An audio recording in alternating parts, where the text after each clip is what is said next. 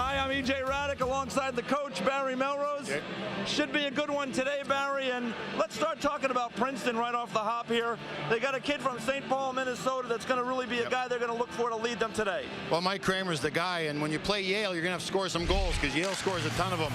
Kramer's been their hottest scorer of late, and he's leading this team in goals all year long. If you're going to beat Yale, as I said, you got to score a ton of goals. Kramer's going to get a ton of attention by Yale, but he's got to score if Princeton has any chance of winning this game and beating Yale. Puck is thrown out of the zone, and Rush fires it right back in for Princeton. So Princeton wants to keep them bottled in if they can. Really forechecking hard. Two men on the puck real quick. Third guy high. It's really working for Princeton right now. All right, here's Kramer now. He comes to the net with a quick shot. It goes up in the air. It kind of got lost there. You saw Rondo looking for another chance by Kleebaum, and he scores! Rob Kleebaum in front found that loose puck and deposited past Rondo, and Princeton on home ice takes the 1-0 lead. Well, we're talking about how good a shift it was for Princeton. Their forecheck was really working. They weren't giving up much, and it created a turnover, a loose puck. The Yale players were outnumbered down low, and Kleebaum ends up getting the goal. But there were a couple chances just before this. Rondo looked lost in the net a couple times right there. There's the turnover. Here's the one time. He leaves the post, doesn't know where the puck is after that. He comes back in front of the net, and Kleebaum is just there. And again, there's two Princeton players and only one Yale defenseman. So Princeton outnumbered, won the physical battles, won the numbers, and ended up getting a goal to open this game, which is huge when you're playing against a team with as many weapons as Yale. That's the 8th goal of the year for Kleebaum, the sophomore from Sherwood Park, Alberta, and he gives the Princeton Tigers a 1-0 lead. And Reynolds is able to pick it up and knock it down. Now Princeton looks to start the other way, and here's Kleebaum. Kleebaum to the blue line, looks to make a shot to the net, does. There's a loose puck around the crease, and it's in the net! Once again, they fire a puck at the net. There's a loose puck. It might have been Kleebaum again, Barry, and Princeton has got a 2-0 lead. Well, Rondo can't kick that rebound out in the front of the net. That's about the third one he's done it. That's a wrist shot. Yeah, it had some juice on it. That rebound's got to be in the corner. You don't kick anything out in the middle. And that seems like Princeton's game plan right now. They're just shooting at Rondo. Watch this. This is just down. That's just a shot. That puck's got to be to the side. It can't be right out in front of the goaltender like that. And again, Princeton shoots it, and they attack the net. They get their own rebound there, win the battle in front of the net. And I think you're right. I think Kleebaum just got his second goal, but that's just fundamental hockey. Rondo can't kick that thing back in front of him. That'll be the 9th goal of the season for Kleebaum. 2 early goals, so Princeton with a 2-0 lead, and now we get an offside at the Princeton blue line. Boy, Barry, to get out in front like this on home ice 2-0 early against a good Yale team, that's got to really make that bench feel really good for the Princeton Tigers. Well, the game plan, I love. They're winning the fundamentals, as I said, draws. I like the fact they're shooting everything. They must feel that Rondo is a goaltender that typically gives up rebounds because they do it all the time, so it's obviously a game plan. And defensively, they've been very good. They've controlled Yale pretty good defensively, so far the game plan for Princeton has been wonderful. All right, now Matzak throws it in for Yale. Play it. He does wind it, and he falls down. Winds it behind the net. Luckily, nobody was there for Yale. That could have been trouble. That's just for the crowd. That's for the crowd effect. Reynolds is out again to play it. This time he stays on his feet. I've only seen Reynolds now for 12 minutes, but I don't think that's the strength of his game, moving the puck. I think he better stay in the net. Good forechecking job here by Little. Little's a guy who scores a lot of shorthanded goals, Barry. He's a dangerous guy in this circumstance. And he's able to kind of get the puck out to neutral's ice. He's got it again. The puck finds good players like that, doesn't it? And as I said right now, Yale, this power play or penalty killing for Yale seems to have really... Well, there's a good bounce and another goal. What a great, fortunate bounce for the Princeton Tigers. It comes right out in front. And there's Mike Kramer, the last guy you want to see in front with an open net for Princeton, and they take a 3-0 lead. I was just saying how this penalty kill is being energize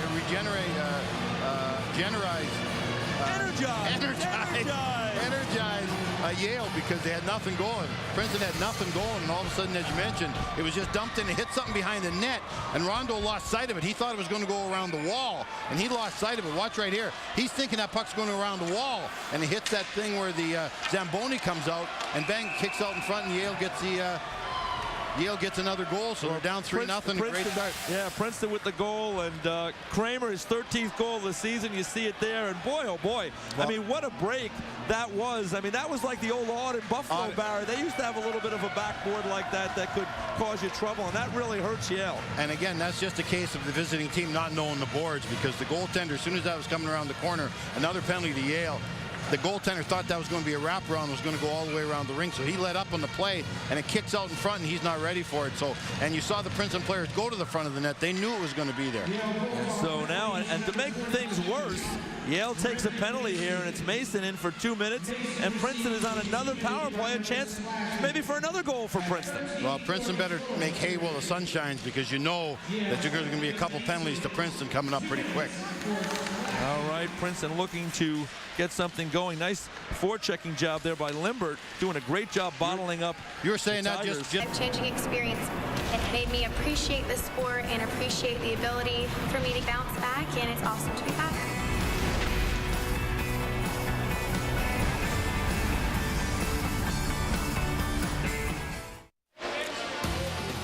Welcome back inside the Hobie Baker Rink on the campus of Princeton University, Princeton, New Jersey. EJ Hradek and Barry Melrose. We're after one period here. It's 3-3 with the Princeton and Yale. It's been a wild first period, and we're lucky.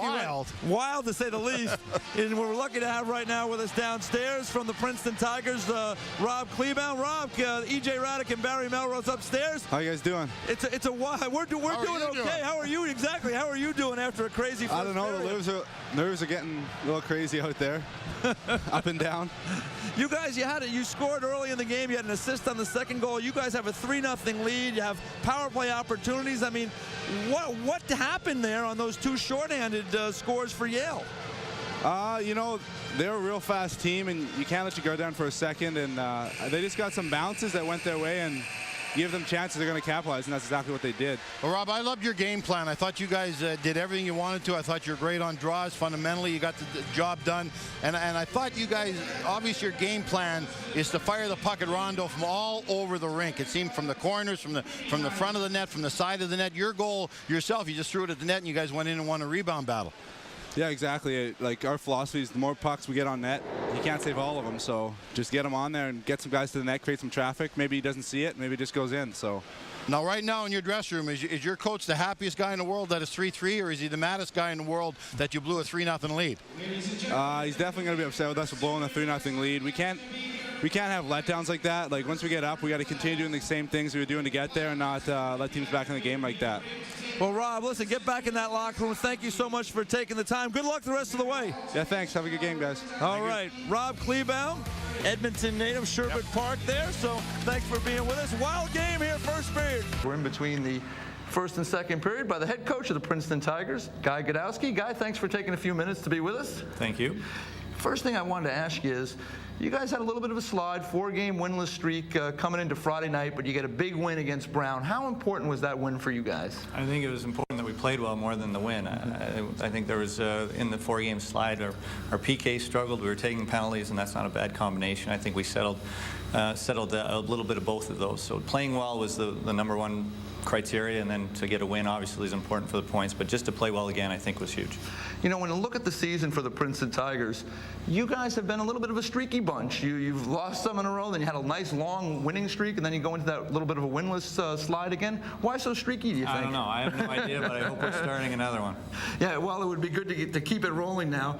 You've changed your goaltenders too. We saw you earlier in January, and you were rotating your two younger goalies. Now you go back to a senior in Alan Reynolds. Why the change, and what do you think he brings? Well, he brings, first of all, he's a great teammate, and he's an excellent athlete. I think the guys really like to play in front of him because they love him. They love him as a guy. So I think he brings a little bit of let's get it done for the boys mentality for our team. And other than that, he played very well on Friday night, and he deserves a shot. We haven't had success lately, and it's his turn to go, and he's made the most of it so far. Hopefully he can continue it.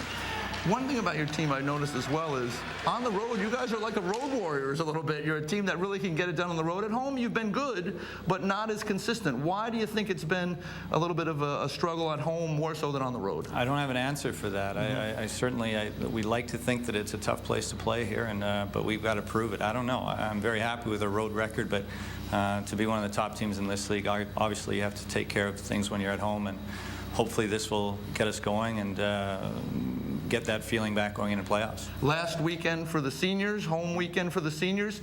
Give me a few thoughts on your senior class as they move into the stretch run here. Well, they've been extremely successful. I think statistically it's not done yet, but they have a good chance of being the winningest class in Princeton hockey history, so that says a lot. And certainly our highest moments were when they were with this team, this program, and they've meant the world to this program, and they deserve all the accolades that they've been getting. Guy, thanks for taking a few minutes. Good luck. We're lucky right now to be joined by assistant coach of the Princeton Tigers, Keith Fisher. Keith, it's EJ Hradek and Barry Melrose up in the booth here. Kind of a crazy first period. What's the take from your side? You had a 3-0 lead, and now it's 3-3.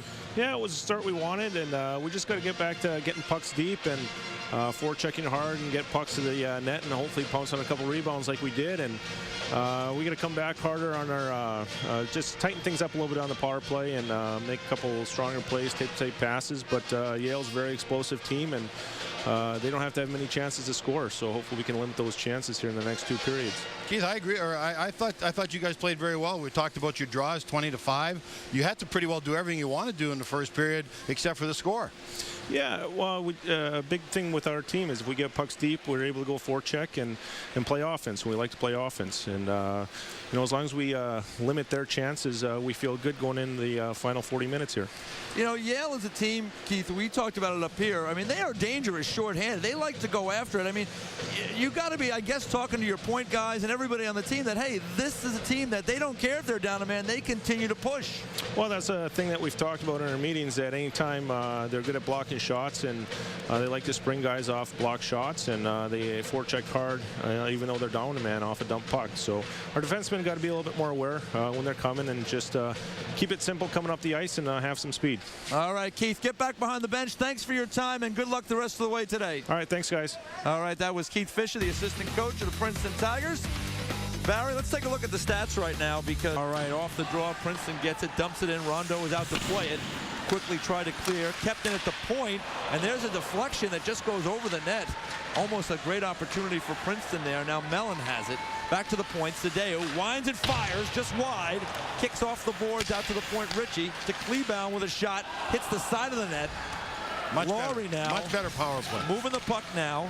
Mellon throws it behind for Kleebaum. Too far for him. It's taken there by Limbert. Tries to clear but can't. Kleebaum again behind his net. Tries to make a pass in front. Blocked down by Trinkowski. And now Laurie back to the point. Sadeo now in the corner to Mellon. He spins away. Power play winding down. Sadeo tries to one time and it flips up in the air. Goes to the corner. 3 seconds, 2 seconds, and now the penalty to Yale is over. We're back at full strength. Princeton still controlling though behind the net. Comes to the right point. Ritchie winds and fires. And there's a nice play. Kleebaum in front and he taps it in. So it's not a power play goal. It comes at the end of the power play. But Princeton is able to convert and they take a 4-3 lead. EJ, it's not a power play goal, but the power play created the goal because they got the power play in the Yale end for basically 30 seconds. The penalty killers retired for Yale, and right here you're going to see just an unbelievable play. I'm not saying that pass was on purpose, but I'm saying the shot was. And again, Kleebaum just goes to the front of the net and gets rewarded with another goal. But that was just what the doctor ordered, that power play. They got it in the Yale end. They moved it around. They tired out the penalty killers. They got shots, and they got rewarded with a goal after it was 5-on-5. So Robbie Kleebaum, his second goal of the game. He has been really involved today. 2 goals and assists. He's been everywhere. Having a good game today for Princeton. Best player on the ice by far. Here's a quick shot from the point.